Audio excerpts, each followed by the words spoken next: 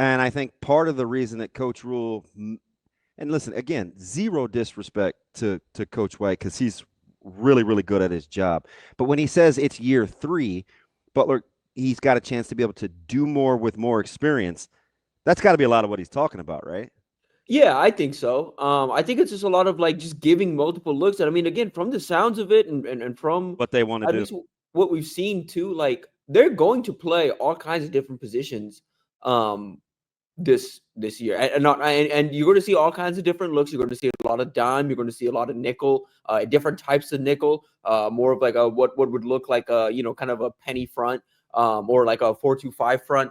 I think you're going to see some of that. You're going to see some more of like a 3-3-5 look as well. I think you're going to see a bunch up there. I think you're going to see some traditional 3-4 as well. So yeah, I just think there's going to be a lot of different looks, and I also, like you said, like there was times where like they'd line up and you're like, okay, yeah, that's where the blitz is coming from. I think there's gonna be times where it's like, okay, they're sending Deshaun Singleton and Sierra, or oh, okay, wait, hold on, Vincent Savers just dropped back. Nope, now he's green dog. Like it's just gonna be stuff like that. Like it's gonna come from different places, maybe than it did last year. I think that's where I'm at with what I expect out of this defense. And it gives you a really good idea, or at least a frame of reference, when Coach Rhule says things like, when we were in Vegas for our sit down, he told Kyle, he said, I think Coach Holgorsen's done a good job of we set a few protections and with what we want our backs and our O line to do, and we're just going to go with it, right? Because you can totally outthink yourself too in terms of concepts and how you want to manage pre-snap looks. Like if you keep it simple and just think inside out or outside, whatever your rules are, big on big, whatever your rules are, and you can master that. What you try to do is not have the pre-snap looks always matter either, because what an O-line guy is going to say, just follow your rules. Yeah. Right. Covered, uncovered, Mm-hmm. inside out. Like they'll dumb it down to that because that's how that's just going to be how they're trained. And you just Yeah. hope that everybody executes. You talked about that space Mm-hmm. between a stimulus and a response. Yeah. Like you just hope that everybody's on the same page. Yeah, and that's the goal. And I think that's just the general goal of the Dana Holgorsen offenses is just like shortening, like you said, that response time, like making sure everyone's on the same page and just like, hey, listen, as the year goes on, we've run this concept so many times in practice in the season. You know exactly what Dylan's going to do, offensive line, and as a receiving core, you know exactly what Dylan's going to do and how long exactly you have to get to the end of your route or get to where you need to be. Yeah, I mean that's I think just the general goal while like doing it on multiple formations and kind of presenting a bunch of different looks, but running generally the same stuff. Tim, how much do you think when we're talking about identifying pre-snap stuff on defense and what you're doing as an offense to kind of combat that? How much of it do you think is there a difference mentally as I'm thinking about Dana Holgorsen talking about, hey, make the routine plays over and over and over again and just make those automatic? Like, do you think there's a mentality difference between trying to identify where the defense is trying to hurt you versus identifying what they're leaving open? Um, Or is it kind of one and the same? Well, they kind of go hand in hand. If I think you're playing 2, Yeah. I know where I should go with the ball. If I think you're playing 3, Yeah. I think the QBs know where they want to go with the ball. What you're trying to do is cause confusion, right? Or right. have guess wrong. I mean, that's right. Is that Right. Yeah. Like I think that's what we're going to see maybe a lot. And that's I think something, in this conversation we had to start and where we're at now. Like I think that's just part of I think what some defensive coordinators are going to have to account for with Dylan is a lot of the stuff he did even last year and going into this year is not normal. The control he has at the line of scrimmage, the checks he's calling, like signaling protection, calling his own protection, changing the play at the line of scrimmage. Like they're guys that aren't supposed to be. Guys aren't supposed to be doing that as freshmen and aren't supposed to be really doing that as sophomores. Like that, you're supposed to start putting that onto them as sophomores. Not, oh yeah, no, he's starting to really master it now after a full year of doing it. That's not where he's supposed to be. so? And it's interesting So too because we got so mad TV last year about some of those built-in concepts that we saw over and over. But mhm. sometimes that's what you have to do with a young quarterback Mhm. and a relatively young offense when you have like we saw those little. Why do we keep throwing it out there to Fedoni Like on the the little little tight ends. RPO Yeah. looks and Yeah. the screen game? And it's like it was a built-in piece to keep you safe, regardless of what happens. It just wasn't yielding enough productivity because we couldn't run after the catch really. But my point is that's why you have those built-in concepts in, because they'll work. I mean, the only reason a curl flat concept even works is because it's if then. If they do this, then you do this. Now, football has obviously changed, right? Where you get choice routes and option routes, and that's where you see those really refined offenses, unless you're just clearly better than people. But I just think sometimes we have to be okay with snapping it again, right? Right. Yeah. And I think Another I think something people are just going to have to get, especially with Dana Holgorsen calling the shots now, you're just going to have to get used to that. If there's something that's working, they're going to call it again and again and again and again. Like, and you're going to see, maybe repetitive play calls, maybe stuff that feels repetitive. If it's routine, if it's creating explosive plays, if it's creating chunk plays, they're going to keep running it. But yeah, like I do think there's going to be something that I think defenses in general are going to account for this year, is especially the ones that are seeing Dylan again, is make him confused. Last year you gave him a lot to digest. You gave him a lot pre-snap. There's going to be some disguise coverages. I think he's going to, they're going to challenge Dylan differently this year than they did last year, where last year was like, okay, force him to make a bad play, force him to force a throw somewhere. I think this year it's going to be less about that, because I do think he's going to be generally more composed and a little safer with the football. This year it's about disguising coverages and making him throw where he doesn't want to throw. Yeah, the interesting thing about that too is we saw times where it worked masterfully, right? Where he'd take the play clock down to just get into the exact right run play. Or I think one of the things I'll be curious to look at is how much talking to individual players does he have to do pre-snap? It happened quite a bit last year where it was, I felt like, is he telling somebody what to do, or is this part of the communication strategy? Because once you set the protection and you get your look as an OC, you'd like your quarterback just to be able to roll, right? You don't really want to have to tell your back to move, or to be giving specific instruction to individual players.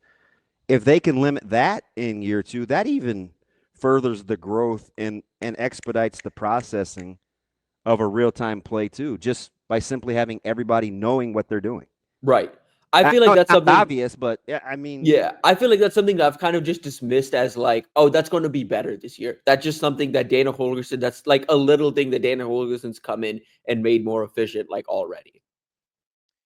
Tim, this is a really kind of tangentially related to what we're talking about here, and it's kind of a small thing, but at the open practice last weekend, we were talking about offensive line and shifting your coverage, your protections and things like that, and DB's talking about, okay, well, at a certain point, you just want to keep it simple and stick to your rules, right? And one of those rules is inside out, because you want the quarterback to be able to climb the pocket. I feel like that's not something Dylan did super well last year necessarily. Felt like he bailed out to the sides too frequently. There was one thing that I was super encouraged by in the open practice. There was a time where the blitzes or the rushers started coming around the outside, and he immediately started climbing the pocket, and he did so like quickly and with purpose. How much do you think, like, it's one play, right? And it's one play in one practice, but how much do you think, like, his physical fitness and his growth as a quarterback is going to help in those types of situations? I'm just going to say this real quick, Tim. I'm sorry. I'm going to let you. Go ahead. I think climbing the pocket for quarterbacks in general, and in particular young quarterbacks, is the most difficult thing they have to do. Don't ever take stepping up. It's counterintuitive. Yeah. Don't ever take guys that can climb. I thought it's part of Breeze's brilliance. We can talk a lot about what he knew with Peyton's offense, but for a little guy to have the faith to get up into the pocket and know where to go with the football was a beautiful thing for him that he mastered forever. Climbing the pocket is very difficult, in my opinion, because it's unnatural. Yeah, absolutely. Drift. Yeah.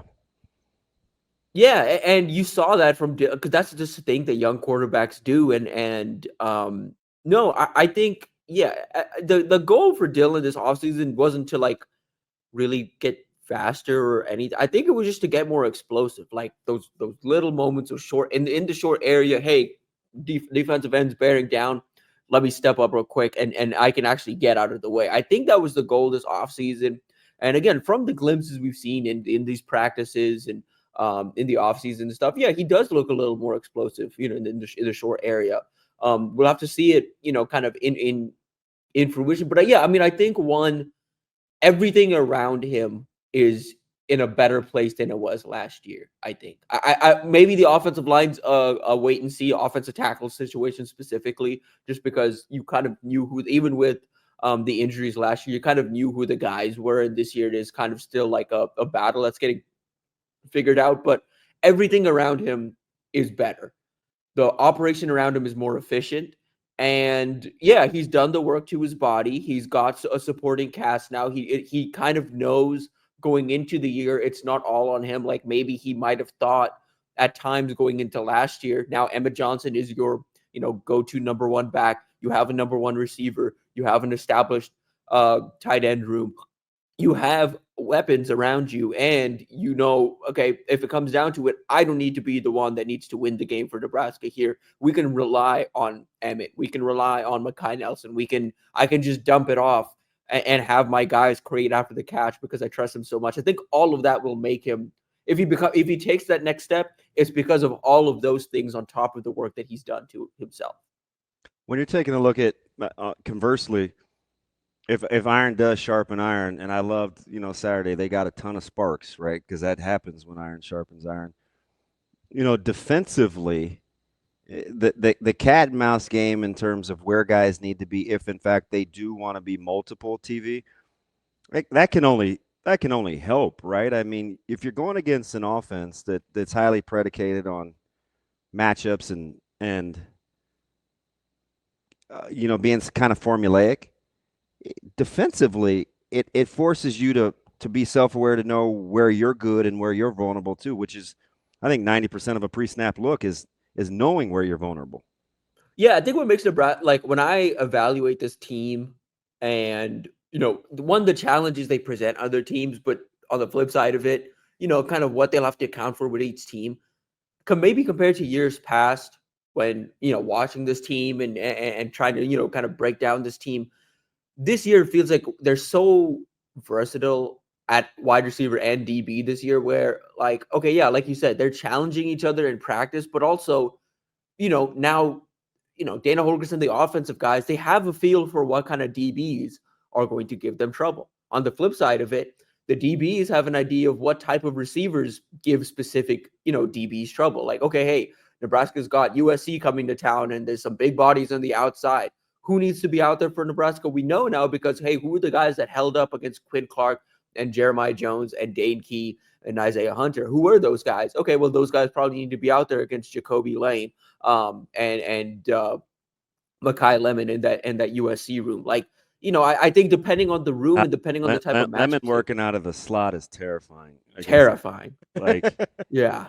That dude is so good. Yeah. That's like that. I think Nebraska is going to have better answers for specific matchups because of what they've been able to do offensively and defensively this year. The type of bodies they have, the type of versatility they have. I mean, they can go in so many different, you literally, you can pick your body type, like whoever you are. You can throw a random DB's coach into Nebraska's DB room now and say, okay, hey, what do you like?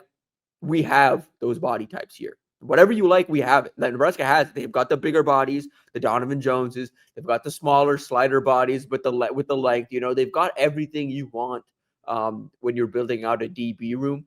Now it's just on kind of the coaching staff to kind of put together who makes sense for specific matchups, who makes sense in specific personnel.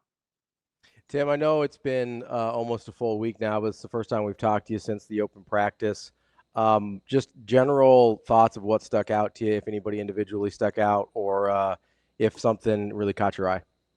Yeah, I mean, I continue to just be intrigued by the D line. Like, again, I think there's a lot of potential in that room and a lot of okay, well, there's a lot of boom bust here, but I continue to feel better about that room. I think a big eye-opening thing for me, all of those those weren't videoed, but we were all there for it.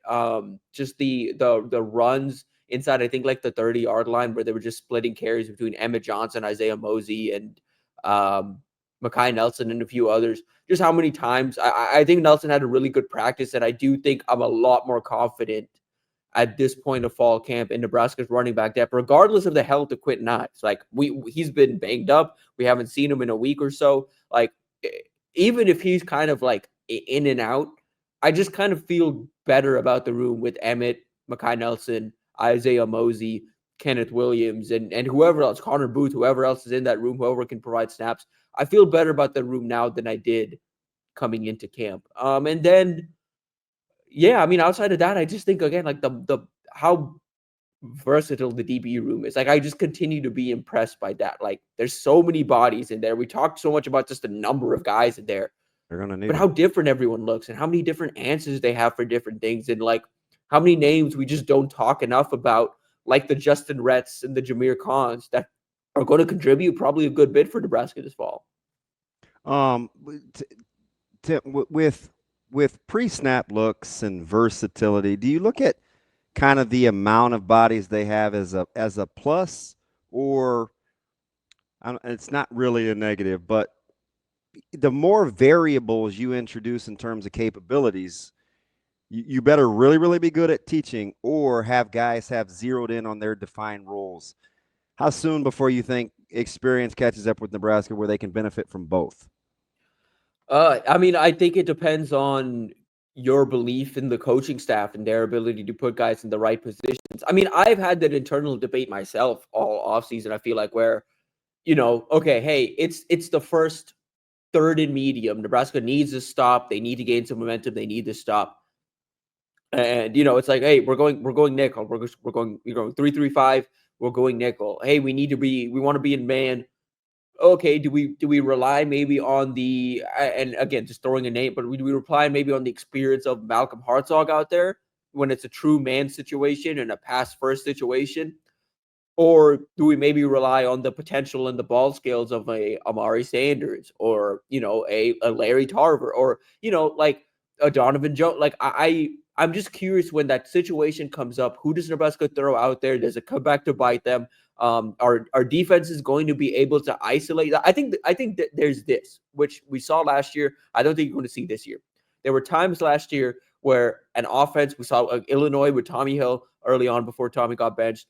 And there was another game, I think USC, or there was another game where they were picking on a specific DB.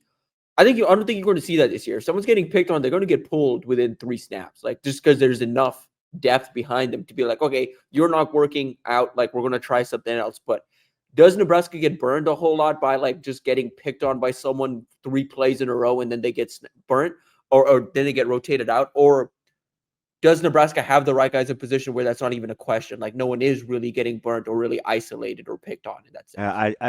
I'm listening, and I love the fact that Coach Rhule has reiterated, and he said, then reiterated on multiple occasions, just worry about getting better, becoming a better football player, doing what you're asked day to day. We'll figure out where you're going to play, right? So you started the answer by talking about trust and belief in the development, but part of it is it's on the players too, where if you just stay dialed into the task at hand, they'll figure out where to put you. Yeah. If, I'm not saying just because he says it will happen, but if that premise is permeated throughout the coaching staff, it encourages you to go to work every day, right?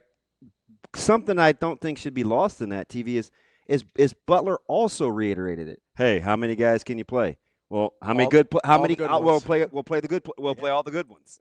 Yeah. Right?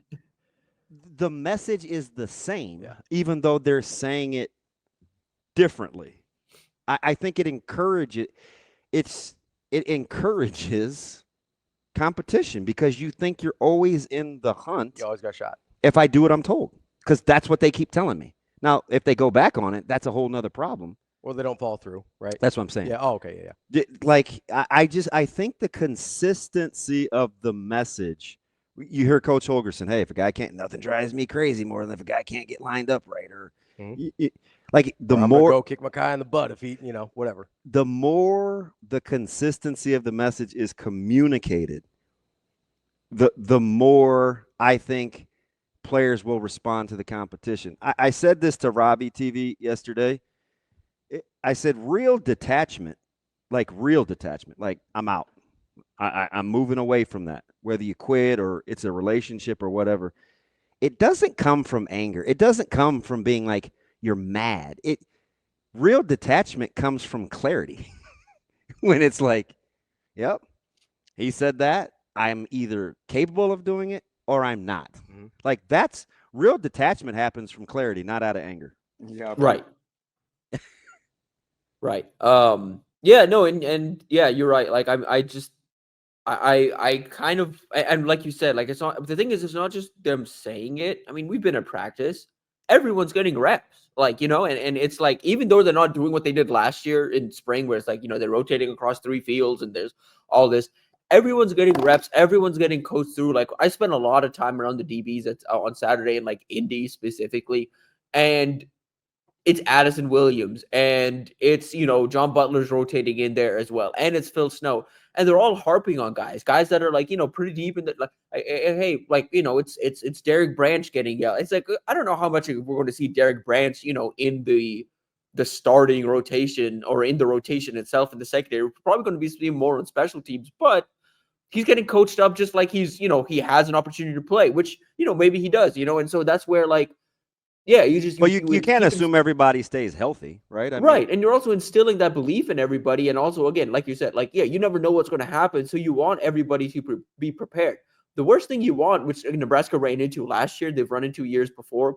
The worst thing you want to run into is you enter a game day, you're halfway through a game, someone gets hurt, another person goes down, you're left on your third guy, and you don't really know if you can trust him out there because he's never seen those type of reps. Those right. guys have all seen those type of reps now. And they have the kind of depth where they can go 3 deep at any position in the secondary and feel pretty comfortable about the guy that's out there. It's interesting that you use Branch. I look at it as being encouraged, right? Because I think he's a really bright guy. No, I don't think think it's a bad thing at all. I no, just no, I think know. it's I'm just yeah. It's is in addition to, not Like in contrast. in contrast to. With a guy like Branch who's pretty savvy, he's really smart. I don't know how many available rovers they have at their disposal after Deshaun. Like, I like the fact I'm actually encouraged that he is continually getting coached up, because you don't take his brights and his smarts and how he likes to get after it for granted, right? Because Right. we typically, again, whether it's relationships or coach, there's this tendency to neglect the constant. You just assume that it's gonna be okay, Because and it's always okay. and we're always focused on the variables. I like the fact that they're not even making the distinction. You're just getting coached up, right? Like, Yeah. I think that's pretty important. Yeah. On that note, like I thought something that really stuck out to me was Dahil Shorts talking about Ja'Cory Barney's development. So many times when a guy, because he said it as it is. Year one, a guy gets out there and he's doing things, but he doesn't really know what he's doing. He's kind of relying on athleticism. There's so many times where a guy does that and then makes it to the league and is relatively behind schedule or doesn't really pan out the way people expected because he was just relying on athleticism for 3-4 years in college and no one really coached him on the details and no one really worked the fundamentals with him. I think it's really important for Ja'Cory Barney's development, even if it may lead to maybe a slower start to this year, which I don't think that's possible. But I just, putting that out there, like, even if it may result in like him being a little slower to start the year, the focus on his development and making sure he understands the little nuances of the game and the mental side is going to be so much better for him long term, and will be better for him in over the course of the season, where I think he's going to have some opportunities one-on-one against guys, because they're just going to, like, there's defenses as the year goes on that are going to realize physically they need to get their biggest bodies and maybe their most athletic bodies outside on Dane Keene, Isaiah Hunter. And then Ja'Cory's taking the third best DB, which for most teams, he can cook that guy. He can route that guy up. And to the point, even further than that, if you're coming off some success of a good first year, and it was predicated a lot on athleticism, it does two things. Number one, it encourages you to be a total football player. But 1A is you don't rest on your laurels, because the more competition that comes in, the more I think being an incumbent should drive you to be better. That's why Cortez Mills is important for Ja'Cory Barney. Right? It's like it's just more built-in confidence, because I've seen guys get off to good starts early and it's like, cool. It's like, oh, I made it. But what happens is other guys run you down. I mean, Coach Holgorsen referenced kind of Isaiah Hunter in addition to Key and Barney, right? If I'm Hunter and I'm listening to Holgorsen, I'm like, hey, man, did you not see me in spring? Okay. If spring wasn't here, I like that he can say those things out loud, and the culture breeds competitiveness, not contempt, right? Where it's like, I can't believe he said that about me. I'm not going to be a starter. Okay, I'll show you. I know it's just funny. That's how it's got to work, man. If you told Mekhi Nelson all offseason he can't play if he can't pass pro, you want him to receive it where, all right. He's like, I'll show you I can pass pro. All right, I'm about to be Trent Williams out there or whatever, right? Like, it's like that, but that's how those are the guys that you want, because the better practice players you have, it raises the floor, the middle comes closer to the top, and the top continues because they don't want to get ran down. Like, that's just how top down works. Right. And because again, like it is oftentimes, because I mean, if it comes down to it, game one, if he wasn't put, I still think there's a chance Ja'Cory Barney is still out there, starting on day one for Nebraska. He's just that talented and that physically gifted. But if you don't push him, he's not going to see the potential he could, and the team's not going to reach the potential they could. So you have to push. I can see Nebraska being in a lot of 11 personnel. I think he'll be all right. Yeah. No, yeah. He'll be fine. But yeah, like I can see them in a ton of 11. Oh man, and that's like, again, I think all of that is so important for him, because I just think back to, like, again, the one that came to mind when I heard that quote from Coach Shorts. I thought a lot about Kadarius Toney and Kyle Pitts at Florida, where it was like, man, they learned nothing across their career beyond what they were physically able to already do. Like, there was no further development, and now you're seeing how their NFL careers are going. It's not really living up to the potential. Though both those guys are dynamic elite athletes, and there isn't really much of a further ceiling. And again, for some, like Kadarius Toney, you're a gifted enough athlete where your ceiling is still having a meaningful contribution to a Super Bowl. Like that's the ceiling. But it could have been so much more if he was a little more dialed into his development. If someone sat him down after his freshman year and was like, okay, hey, here's what you do when you see this. Here's how you react to a DB doing this. Here's what zone looks like versus man. Here's how you settle into soft cut. Like here's how you learn the game. And no one really did that. And so now, kind of he is where he is, and this is where it's at. Like, I think that's really important for Ja'Cory. I think it's really important for this team that, they have the habits that they do. And it's why in June, I kind of harped on it, or kind of felt like me and Steve kind of pointed it out a bunch, how close the team is during camp, like during these other camps. Like, it's for the youth, it's for like the high school kids. And you've got all the O-line there working with them. You've got all the DBs there working with them, all the receivers. You have all that's these to the point now where you don't want to be the guy that's not included. Right. And I just kept thinking, I was like, man, this is so interesting considering all these guys are like battling for reps. Like, I asked Andrew Marshall when we talked to him, I was like, what is your just like sense of Ja'Cory Barney right now, considering you're battling with him one-on-one in practice, DB versus receiver, and you're also battling with him for the returner job? Like, there has to be some bad blood there. It's like, no, we're all cool. He turns it up for me. Which like that speaks a lot for a newcomer like Marshall, again, who by all accounts has been very mature and gone about this the right way. It speaks to the culture that they're able to compete in this way, and there's no real bad blood there. I'm just telling you, my favorite thing in listening to this, because I think a lot of it is going to be culturally driven as you continue to get better rosters. Having competent coaches on all sides at all times, and I said this in February, it frees Coach Rhule up to inject his personality and his thoughts and his fundamental teachings individually where he sees fit. He can go love on a guy, coach him up, inject some of those Rhuleisms into his veins, right? About competing or, going through the struggle, or see, this is what I'm talking about. Like, the more he can do that, and I get it. Oh, DB, you love Coach Rhule. It's not. I just know. I feel like if you're going to be better for spending more time with him. That's what I like. So if that's the case, the more that he can do that, the more he can get that team in his emotion or his psychological image, right? And I think that's what he's after, right? That's what you want. Your head coach wants. You assume you're the type of leader where you want your team to be like you. Yeah, you want it to look like you. That I think that's what I'm excited that he gets a chance to do. I know he jokes about used to being a good football coach. He's a good football coach. Yeah. He's one, like, this is the first offseason for me. Again, if you want, this is the first offseason for me of the Rhule era where I felt like every single move they've made, I'm like, yeah, that tracks.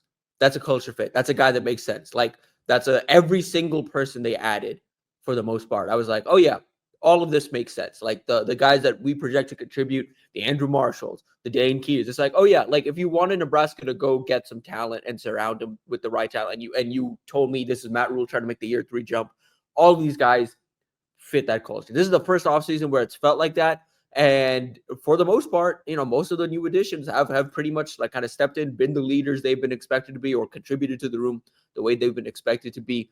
And again, everyone seems to be, doing the right thing. Rhule is a little more free this offseason. Like, yeah, those are like the reasons for like optimism, I think, if you're heading into at this point in fall camp, I think. I thought it was really telling, Tim, when Coach Rhule said earlier this week, he's like, when he was asked about Spindler and Pritchett, I think specifically, and he goes, I wasn't going to go out and get guys that didn't want to practice or didn't want to be at the training table or whatever. I already fixed that problem. Like, I don't know if, like, yeah. Well, did you hear Pritchett in the spring with Jess? Yeah. Where he's like, hey, I'm not knocking Bama, but it's just different here how they all will hold me accountable. Yeah. What he's saying is listen, this fit, it's new for me, but I'm embracing it. It's vastly different than where I came from, where it is truly a for one. It's all for one for all. Yeah. Or it better be. Like no, and it's not a culture problem. It is just kind of like they've had so much talent over the years, the cream just kind of rises to the crop, and they don't really have to.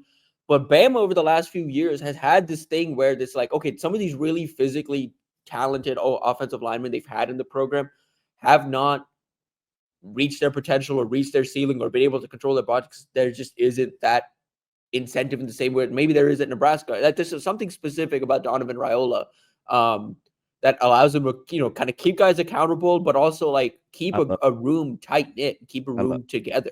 I love him. They honestly, they move around like they're a cult. Like they're all dressed. No, like that's the best way to describe it. Like, it was intentional, man. Like a lot of those guys, year one gave him pushback on looking the same, shirts like it wasn't always rainbows and butterflies, man. Like that dude, he had to put his DNA all over that thing, man.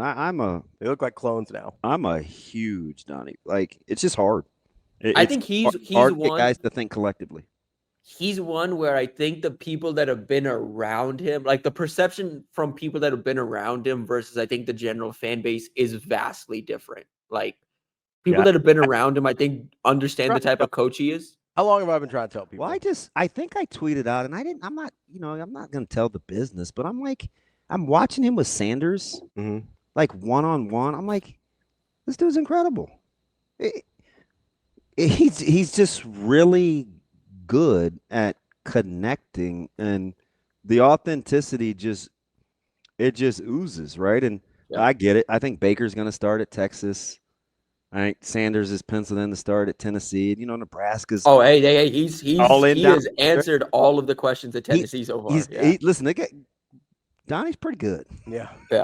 Pretty good. And like that's the thing. Like I think it naturally just gets like, Donovan Raiola can't win the big one because it's Peyton Baker and David Sanders and Jackson can't. Those guys are starting at their respective schools. Yeah, the best like linemen in the country. Yeah, yes, and two, obviously that, but two, none of those recruitments come down to this guy was turned off by Donovan Raiola. This guy didn't want to play for Donovan Raiola. It never was because basically always Nebraska hadn't won enough yet, right? Yeah, Nebraska hadn't won enough. Nebraska doesn't have maybe the history of development, but all these guys are fast. Every single guy I talk to is fascinated by Donovan Raiola's coaching style. And they're like, yeah, well, maybe like we tried it. I kind of struggled at it, but I am curious to learn more about it because he's adamant and works and he can communicate with me that it works. Like he's able to effectively communicate it to like elite offense attack. Like, again, I remember having the conversation with Jackson Campbell being like, yeah, I would be willing to learn it if I came there. Like, again, this is the number one offensive tackle in the country. This guy's he's already signed to Drew Rosenhaus out of high school. Like, this is that type of player.